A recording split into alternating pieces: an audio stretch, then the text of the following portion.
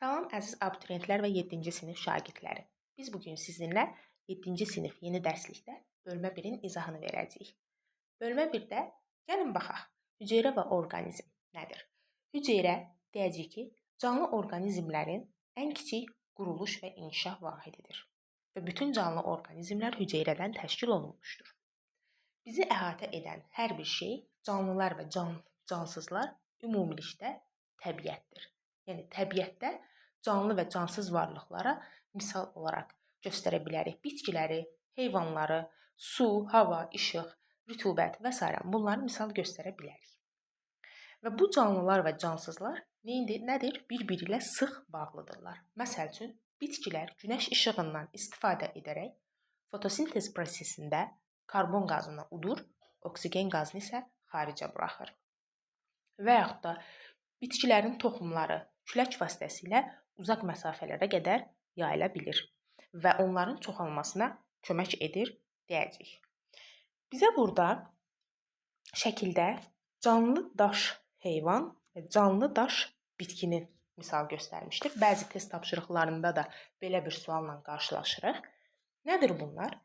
Canlı daş deyəcəyik ki, heyvan adlanır puyura. Bu deməli qayalıq sahil sularında yaşayır, heterotrof yolla qidalanır və oturaq, yəni passiv həyat tərzi keçirdən dəniz heyvanıdır. Bəs canlı daş bitki nədir? Canlı daş bitki isə adlanır litops. Litops isə deyəcəyik ki, quraqlıq ərazilərdə bitən bitki növüdür və bu hər ikisi daşa bənzədiyinə görə bunlara canlı daş deyilir. Və litops avtotrof yolla qidalanan bitkidir. Və hər ikisi canlı daş adlandırılmışdır. Puyura ilə litops 7-ci sinifə daxil olan yeni terminlərdən biridir. Baxsaq 1.1-ə, yəni canlıların əsas xüsusiyyətləri. Canlıların əsas xüsusiyyətləri əsasən çoxdur və bunlardan bizə dərslikdə 8 dənəsini veriblər. Açar sözlərə baxdıqda canlıların əsas xüsusiyyətlərini görə bilərik. Hərəkət, qidalanma, tənəffüs, çoxalma, böyümə, inkişaf, ifrazat və qıcıqlanma olmaqla 8 ədəd bizə canlıların əsas xüsusiyyətlərini göstərmişdir. Gəlin indi baxaq. Ümumiyyətlə biz dedik ki, canlılar cansızlardan fərqlənir. Nəyinə görə? İndi öyrənəcəyimiz əsas xüsusiyyətlərinə görə. Və təbii ki, bütün canlılar hərəkət etmə qabiliyyətinə malikdir, qidalanmağa, tənəffüsə, ifrazata və s.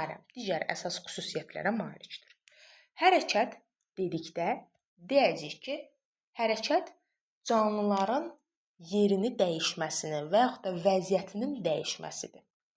Və iki cür hərəkət var. Biri var aktiv hərəkət, biri var passiv hərəkət. Baxın, əgər biz canlının gözlə görülə biləcək tərzdə hərəkətini müşahidə edə biliriksə, bu aktiv hərəkət adlanır. Əgər biz canlının hərəkətini gözlə müşahidə edə bilmiriksə, bu isə passiv hərəkət adlanır. Məsəl üçün, aktiv hərəkətə misal olaraq heyvanları göstərə bilərik.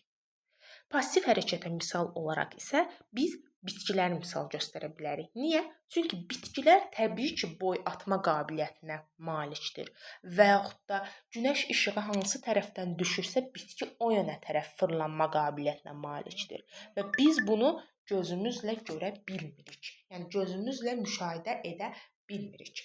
Amma heyvanların hərəkətini nə edirik? Gözlə görərək onları müşahidə edə bilirik.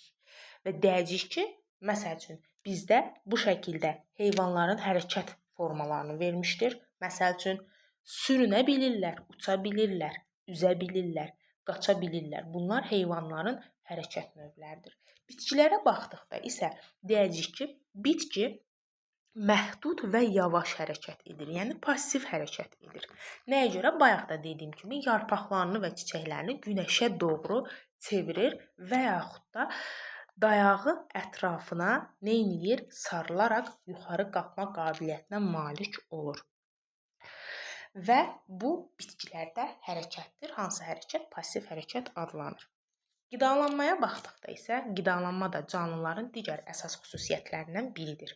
Təbii ki, qidalanma ən vacib xüsusiyyətdən biridir. Çünki canlılar qidalanma vasitəsilə bədəndə tələb olunan enerjini əldə edirlər və öz həyat fəaliyyətlərini davam etdirmək üçün təbii ki, orqanizm daima qidalanmalıdır və qidalanması nəticəsində orqanizm hərəkət etdikcə, böyüdükcə enerjiyə ehtiyac duyur və biz bu enerjini qidalanma nəticəsində əldə edirik.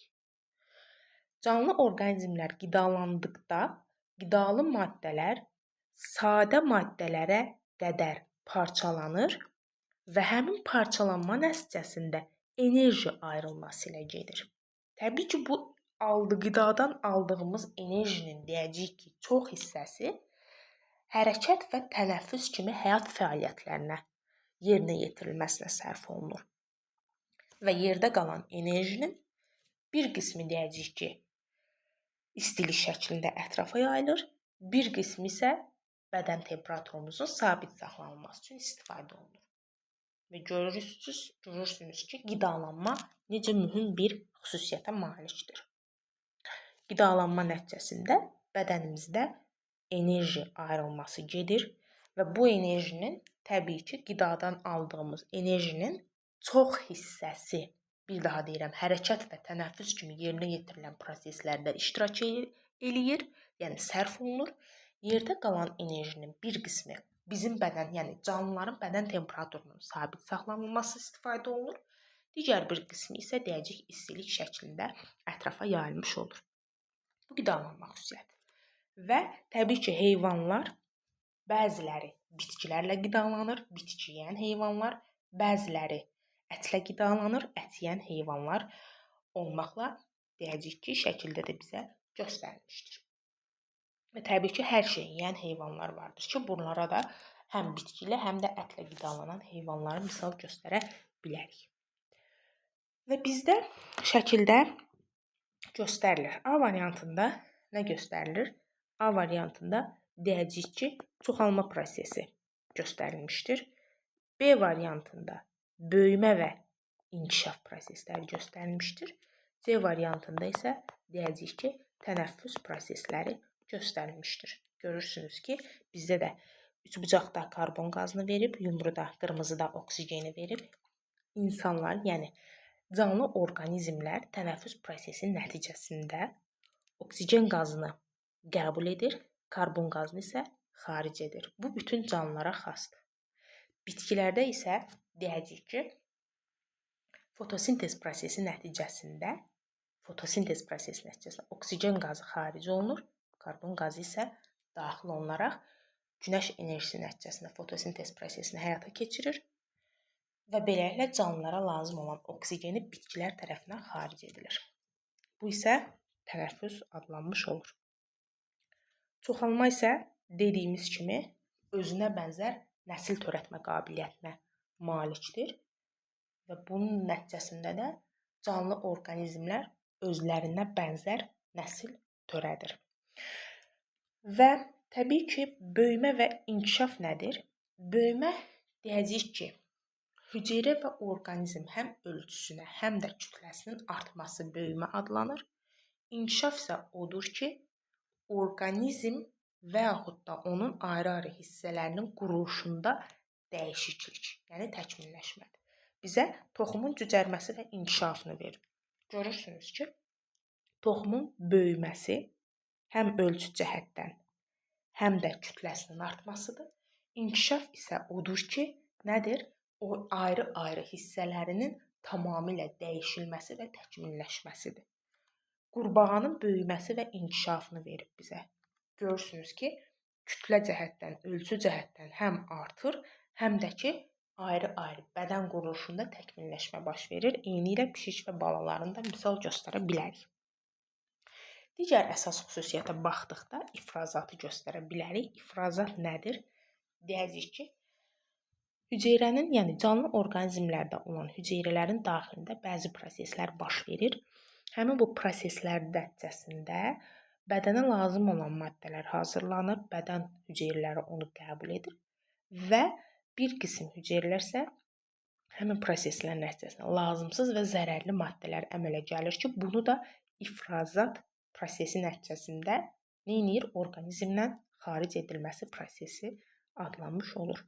Bəs qıcıqlanma nədir? Qıcıqlanma isə odur ki, canlıların xarici mühit amillərinə qarşı göstərdiyi cavab vermə qabiliyyətidir. Buna misal olaraq dad, qoxu, toxunma, ətraf mühitin temperaturunun dəyişməsini və s. misal göstərə bilərik. Bizə misal olaraq tüstü motunun görsünüz, yarpaqlarına toxunduqda o neyinir? Cəld olaraq özünü qorunma funksiyası, yəni ətraf mühitin təsirinə qarşı cavab vermə reaksiyası kimi yarpaqlarını neyinir? Cəld olaraq bükür. Və yaxud da insan əlini kaktusun tikanına vurduqda cəld olaraq neyinir? Arxaya çəkir. Çünki insan əlini tikana batırdıqda arxaya çəkmə qabiliyyətinə malikdir. Bu isə canlıların qıcıqlanma, yəni xarici mühitin təsirinə qarşı cavab vermə qabiliyyətidir. Burada bizə həşərat yeyən bitki olan milçək tutanı da misal göstərir bilər. Milçək tutan deyəcəyik ki, həm avtotrof yolla, həm də heterotrof yolla qidalanır. Niyə? Avtotrof yolla qidalanır? Çünki fotosintez prosesi nəticəsində üzv maddə hazırlayır. Heterotrof yolla qidalanır. Çünki onun yarpağına düşən milçəyi cəld bağlanaraq həmin o milçəklə qidalanmış olur. Buna görə də heterotrof yolla da qidalanır deyə bilərik. Öyrəndiklərinizi yoxlayına baxdıqda isə bizdə uyğunluğu soruşur. Qidalanma dedikdə 2-yə uyğundur. Hərəkət dedikdə 3-ə, böyümə və inkişaf dedikdə 1-ə, qıcıqlanma dedikdə isə 4 şəklinə uyğun olmuş olur. Bu da belə. Və ikinci sualda da deyir, canlı orqanizmlərdə olan xüsusiyyətlərin hər hansı birinə cansızlarda rast gəlmək olarmı? Deyərik ki, bəli. Məsəl üçün, avtomobil cansızdır, amma hərəkət etmə qabiliyyətinə malikdir. Ancaq tənəffüsü, ifrazatı bu kimi xüsusiyyətləri yoxdur. Təbii ki, hərəkət qabiliyyətinə də canlı tərəfindən hərəkət edilmə qabiliyyətinə malik olur. Buna görə də bəzi hallarda bəli cavabını verə bilərik.